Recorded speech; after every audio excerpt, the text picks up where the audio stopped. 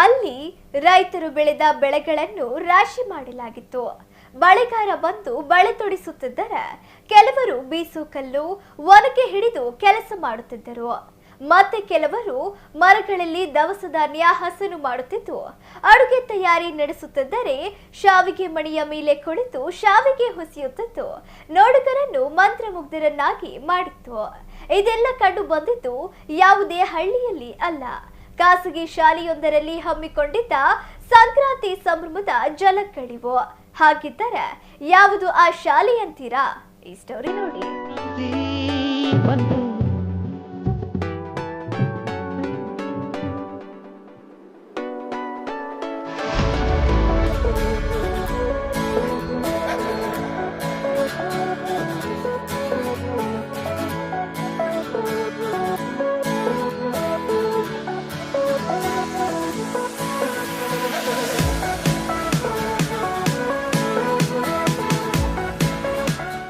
ಸಂಕ್ರಾಂತಿ ಸಂಭ್ರಮದಲ್ಲಿ ಪಾಲ್ಗೊಂಡು ಸಂಭ್ರಮಿಸಿದ ವಿದ್ಯಾರ್ಥಿಗಳು.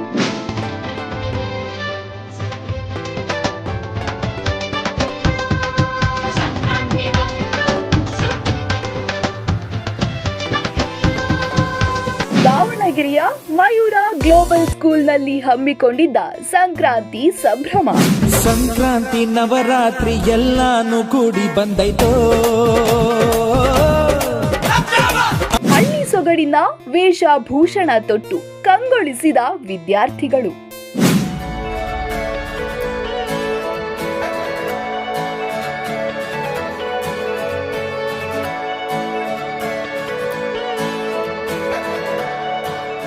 ತಳಿರು ತೋರಣಗಳಿಂದ ಸಿಂಗಾರಗೊಂಡಿರುವ ಶಾಲೆಯ ಮುಂಭಾಗದ ಗೋಪೂಜೆ, ದವಸ ಧಾನ್ಯಗಳ ರಾಶಿಗೆ ಪೂಜೆ ಸಲ್ಲಿಸುತ್ತಿರುವ ವಿದ್ಯಾರ್ಥಿಗಳು, ಹಳ್ಳಿ ಸೊಗಡಿನ ಸಾಂಪ್ರದಾಯಿಕ ಉಡುಗೆ ತೊಟ್ಟು ಸಂಭ್ರಮಿಸುತ್ತಿರುವ ವಿದ್ಯಾರ್ಥಿಗಳು. ಈ ದೃಶ್ಯ ಕಂಡು ಬಂದಿದ್ದು ದಾವಣಗೆರೆಯ ಶಾಮನೂರು ಬಳಿ ಇರುವ ಮಯೂರ ಗ್ಲೋಬಲ್ ಸ್ಕೂಲ್ನಲ್ಲಿ.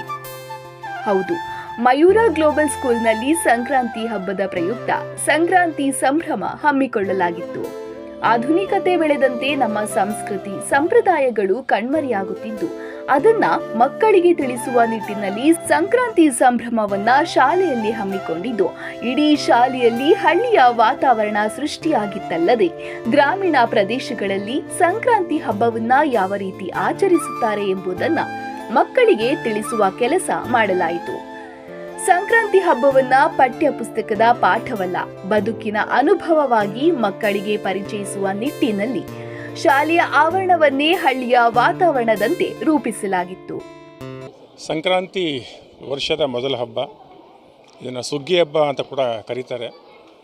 ಈ ಹಬ್ಬವನ್ನು ಹಳ್ಳಿಗಳಲ್ಲಿ ಹೇಗೆ ಆಚರಣೆ ಮಾಡ್ತಾರೆ, ಗ್ರಾಮೀಣ ಸೊಗಡಿನ ಹಬ್ಬವನ್ನು ಹೇಗೆ ಅವ್ರ ಸಂಸ್ಕೃತಿಯನ್ನು ಮಿಳಿತಗೊಳಿಸಿ ಆಚರಣೆ ಮಾಡ್ತಾರೆ ಅಂತಕ್ಕಂಥದ್ದು ನಮ್ಮ ಮಕ್ಕಳಿಗೆ ಗೊತ್ತಾಗಬೇಕು ಅನ್ನೋ ಒಂದು ಕಾರಣಕ್ಕೋಸ್ಕರ ಹಳ್ಳಿನಲ್ಲಿ ಹೇಗೆ ಆ ಸಂಭ್ರಮವನ್ನು ಸೃಷ್ಟಿ ಮಾಡಿರ್ತಾರೆ ಅದೇ ರೀತಿಯಲ್ಲಿ ನಮ್ಮ ಶಾಲೆಯಲ್ಲಿ ಅದೇ ಎಲ್ಲ ರೀತಿಯ ಪ್ರತಿಯೊಂದನ್ನು ಕೂಡ ಇಲ್ಲಿ ಮರುಸೃಷ್ಟಿ ಮಾಡಿ ರಾಶಿ ಹಾಕಿ ಬೀಸೋದು, ಕುಟ್ಟೋದು, ಮರಗಳಲ್ಲಿ ಧಾನ್ಯವನ್ನು ಕೇರೋದು, ಬಳೆಗಳನ್ನು ತೋರಿಸ್ತಕ್ಕಂಥದ್ದು, ಎತ್ತಿನ ಬಂಡಿ, ಗಾಳಿಪಟ ಆರಿಸೋದು, ಹಸುಗಳನ್ನು ಪೂಜೆ ಮಾಡೋದು. ಸೊ ಇವೆಲ್ಲವನ್ನೂ ಕೂಡ ಇಟ್ಟು ಮಕ್ಕಳಿಗೆ ಸಂಕ್ರಾಂತಿ ಅಂದರೆ ಹೀಗೇನೆ ಅಂತಂದೇಳಿ ಒಂದು ಕಲ್ಪನೆ ಅವ್ರ ಮನಸ್ಸಲ್ಲಿ ಬರಬೇಕು. ಇಲ್ಲ ಸಂಕ್ರಾಂತಿ ಅಂತ ಕಿಣ ಬರೀ ಎಳ್ಳು ಬೆಲ್ಲ ತಿನ್ನೋದು ಅಷ್ಟೇ ಹಬ್ಬ ಅಲ್ಲ, ಅದ್ರ ಮಹತ್ವ ಏನು, ಎಳ್ಳು ಯಾಕೆ ತಿನ್ನಬೇಕು, ಬೆಲ್ಲ ಯಾಕೆ ತಿನ್ನಬೇಕು, ಅದನ್ನು ವೈಜ್ಞಾನಿಕವಾಗಿ ಕೂಡ ಮಕ್ಕಳಿಗೆ ತಿಳಿಸ್ಕೊಡ್ತಕ್ಕಂಥ ಕೆಲಸವನ್ನು ನಮ್ಮ ಶಾಲೆಯಲ್ಲಿ ನಾವು ನಿರಂತರ ಮಾಡ್ಕೊಂಡು ಬಂದಿದ್ದೀವಿ. ಹಾಗಾಗಿ ಮಕ್ಕಳಿಗೆ ಹಬ್ಬಗಳ ಒಂದು ಕಲ್ಪನೆಯೇ ಇಲ್ಲ, ಪರಿಚಯನೇ ಇಲ್ಲ. ಹಬ್ಬಗಳು ಅಂತಂತ ಹೇಳಿದರೆ ಹೊಸ ಬಟ್ಟೆ ಹಾಕ್ಕೊಳ್ಳೋದು, ಸ್ವೀಟ್ ತಿನ್ನೋದು ಅಷ್ಟೇ ಅಂತ ಅಂದ್ಕೊಂಡ್ಬಿಟ್ಟಿದ್ದಾರೆ. ಆದರೆ ನಿಜಕ್ಕೂ ಆ ಹಬ್ಬದ ಹಿನ್ನೆಲೆ ಏನು, ಅದರ ಪರಂಪರೆ ಏನು, ಅದರ ಮಹತ್ವಗಳೇನು ಅಂತಕ್ಕಂಥದ್ದನ್ನು ಚಿಕ್ಕ ವಯಸ್ಸಿನ ಮಕ್ಕಳಿಗೆ ಈಗ ನಾವು ತಿಳಿಸಿಕೊಟ್ರೆ ಖಂಡಿತ ಮುಂದೆ ಅವರು ಅದನ್ನು ಮುಂದುವರ್ಸ್ಕೊಂಡು ಹೋಗ್ತಾರೆ ಅನ್ನೋ ಒಂದು ಕಾರಣಕ್ಕೋಸ್ಕರ ಒಂದು ಹಳ್ಳಿಯ ಒಂದು ಕಂಪ್ಲೀಟ್ ಚಿತ್ರಣವನ್ನೇ ನಾವಿಲ್ಲಿ ನಮ್ಮ ಶಾಲೆಯಲ್ಲಿ ಮರುಸೃಷ್ಟಿ ಮಾಡಿದ್ದೀವಿ.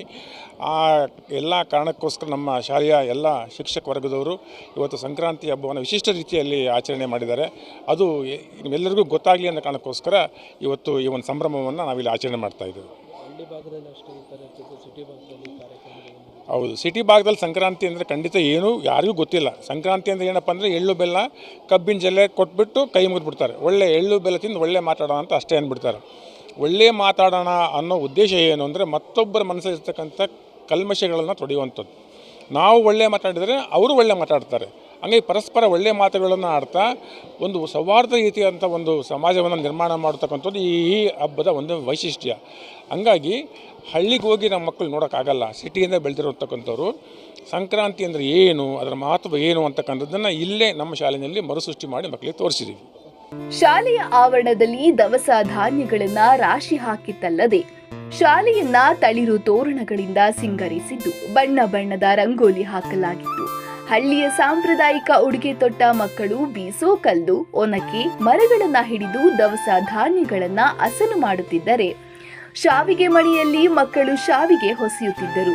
ಅಷ್ಟೇ ಅಲ್ಲದೆ ಬಳೆಗಾರ ಮನೆಗೆ ಬಂದು ಬಳೆ ತೊಡಿಸುತ್ತಿದ್ದು, ರೈತರು ಎತ್ತುಗಳೊಂದಿಗೆ ಒಡನಾಟವನ್ನ ಮಕ್ಕಳು ಪರಿಚಯಿಸಿದರು. ಅಷ್ಟೇ ಅಲ್ಲದೆ ಎಳ್ಳು ಬೆಲ್ಲ ಹಂಚಿದ ವಿದ್ಯಾರ್ಥಿಗಳು ಪೊಂಗಲ್ಲು, ರೋಟಿ ಸೇರಿದಂತೆ ಅಡಿಗೆ ತಯಾರಿ, ದವಸ ಧಾನ್ಯಗಳ ಪೂಜೆ ಮೂಲಕ ಸಂಕ್ರಾಂತಿ ಹಬ್ಬವನ್ನ ಆಚರಿಸಿದರಲ್ಲದೆ ಸಂಕ್ರಾಂತಿ ಹಬ್ಬ ಅರ್ಥ ಹಾಗೂ ಮಹತ್ವವನ್ನ ತಿಳಿದುಕೊಂಡರು.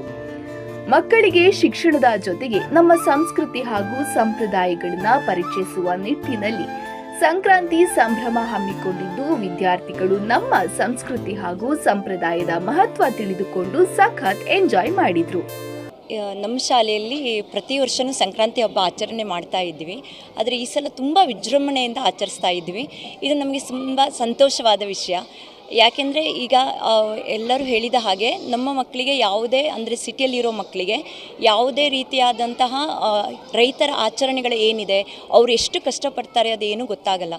ಅದೇ ಉದ್ದೇಶ ಸಲುವಾಗಿ ನಾವು ಈ ಆಚರಣೆಯನ್ನು ತಂದಿರೋದು. ಜೊತೆಗೆ ಇದು ನಮ್ಮ ಶಾಲೆಯಲ್ಲಿ ಸಂಸ್ಕೃತಿ ಮತ್ತು ಶಿಕ್ಷಣದ ಜೊತೆಗೆ ಸಂಸ್ಕಾರವನ್ನು ಕಲಿಸುವಂಥ ಶಾಲೆ ಆಗಿರೋದಕ್ಕೆ ಇದನ್ನು ನಾವು ಆಚರಣೆ ಮಾಡ್ತಾ ಇರೋದು. ಪ್ರತಿ ವರ್ಷವೂ ಸಂಕ್ರಾಂತಿ ಹಬ್ಬವನ್ನು ಹೀಗೆ ಆಚರಣೆ ಮಾಡ್ತೀವಿ. ನಾವು ಒಂದು 15 ದಿವಸ ಮಾಡಿದ್ದೀವಿ. ಎಲ್ಲರೂ ಕೈ ಜೋಡಿಸಿದ್ದಾರೆ ಅದಕ್ಕೆ. ಅದ್ರ ಜೊತೆಗೆ ಮಕ್ಕಳು, ಪೇರೆಂಟ್ಸ್ ಎಲ್ಲರೂ ಸಹ ಇದಕ್ಕೆ ಕೈ ಜೋಡಿಸಿದ್ದಾರೆ. ತುಂಬ ಚೆನ್ನಾಗಿ ಆಚರಣೆ ಮಾಡಬೇಕು ಅಂತ ಹೇಳೋ ಉದ್ದೇಶದಿಂದನೇ. ನೀವು ನೋಡಿದ ಪ್ರಕಾರ ತುಂಬ ಪ್ರಿಪ್ರೇಷನ್ಸ್ ಎಲ್ಲ ಮಾಡಿದ್ದಾರೆ. ಅಂದರೆ ಇದು ಬರೀ ಮಕ್ಕಳದು ಪೇರೆಂಟ್ಸದು, ಟೀಚರ್ಸು ಎಲ್ಲ ಇದು ನೀವು ನೋಡಿದ ತಕ್ಷಣ ನಿಮಗೆ ಗೊತ್ತಾಗ್ಬೋದು ಇದು ಒಂದಿನ 2 ದಿನದಲ್ಲಿ ನಡೆದಿರೋದು ಶ್ರಮ ಅಲ್ಲ. ಇದು ತುಂಬ ದಿನದಿಂದ, ಅಂದರೆ ಈ ಹಳ್ಳಿ ವಾತಾವರಣದಲ್ಲಿ ಸೃಷ್ಟಿ ಮಾಡಬೇಕಂದ್ರೆ ಅಷ್ಟು ಈಸಿ ಅಲ್ಲ. ಸೊ ನಾವು ಕೂಡ ಸಿಟಿಯಲ್ಲಿ ಬೆಳೆದ್ರಿಂದ ಇದ್ರ ಬಗ್ಗೆ ನಮಗೂ ಕೂಡ ಅಷ್ಟು ಮಾಹಿತಿ ಇರಲ್ಲ. ಯಾಕಂದರೆ ಎಲ್ಲ ಇಲೆಕ್ಟ್ರಾನಿಕ್, ಯಾವುದೂ ಕೂಡ ಎಷ್ಟು ಶ್ರಮ ಇರುತ್ತೆ ರೈತರಿಗೆ ಅದೆಲ್ಲ ಗೊತ್ತಾಗಲ್ಲ. ಆಮೇಲೆ ಹಳ್ಳಿ ವಾತಾವರಣ ನೋಡಬೇಕಂದ್ರೆ ನಾವು ರಾಕ್ ಗಾರ್ಡನ್ ಅಲ್ಲಿಲ್ಲೇ ಹೋಗಿ ನೋಡಬೇಕು. ಬಟ್ ಇವತ್ತು ಆ ಥರದ್ದಲ್ಲ. ಇಲ್ಲೇ ಒಂದು ಹಳ್ಳಿನೇ ನೋಡ್ತಾ ಇದ್ದೀವಿ. ಇದನ್ನು ಮತ್ತೆ ನಾವು ವಾಪಸ್ ಮತ್ತೆ ಅದು ಹಿಂಗೆ ಇರಬೇಕು ಅಂತಲೇ ಅನಿಸ್ತಿದೆ ಹೊರತು ಲೈಕ್ ಮತ್ತೆ ಸಿಟಿ ಲೈಫ್ ಬೇಡ, ಮತ್ತೊಂದು ಸರಿ ಹಳ್ಳಿ ಲೈಫ್ ಬಂದರೆ ಚೆನ್ನಾಗಿರತ್ತಲ್ಲ. ಎಸ್ಪೆಷಲಿ ಈಗ ನೋಡ್ರಿ, ಹಳ್ಳಿಯಲ್ಲಿ ಕೆಲವೊಂದು ಮನೆಯಲ್ಲಿ ಕೂಡ ಈಗ ಮಿಕ್ಸರ್ ಇದೆ. ಬಟ್ ಇದು ಬೀಸೋ ಕಲ್ಲೆಲ್ಲ ಹಿಟ್ಟೆಲ್ಲ ರೆಡಿ ಮಾಡೋದು ಆ ಥರ ನೋಡಿದರೆ ಅವ್ರ ಲೈಫ್ ಎಷ್ಟು ಚೆನ್ನಾಗಿತ್ತಲ್ವಾ. ಕುತ್ಕೊಂಡು ಊಟ ಮಾಡೋದು, ಕುತ್ಕೊಂಡು ಅಡುಗೆ ಮಾಡೋದು, ಆ ಥರದ್ದು. ಅದಕ್ಕೆ ಹೇಳೋದು ಆ ಥರ ಜನ ಎಲ್ಲ ತುಂಬ ಹೆಲ್ದಿಯಾಗಿರ್ತಾರೆ ಅಂತ ಹೇಳಿ ಅದನ್ನು ಇವತ್ತು ನಮ್ಮ ಶಾಲೆಯಲ್ಲಿ ಇದನ್ನು ಎಕ್ಸಿಬಿಟ್ ಮಾಡಿಬಿಟ್ಟು ತೋರಿಸಿದ್ರು.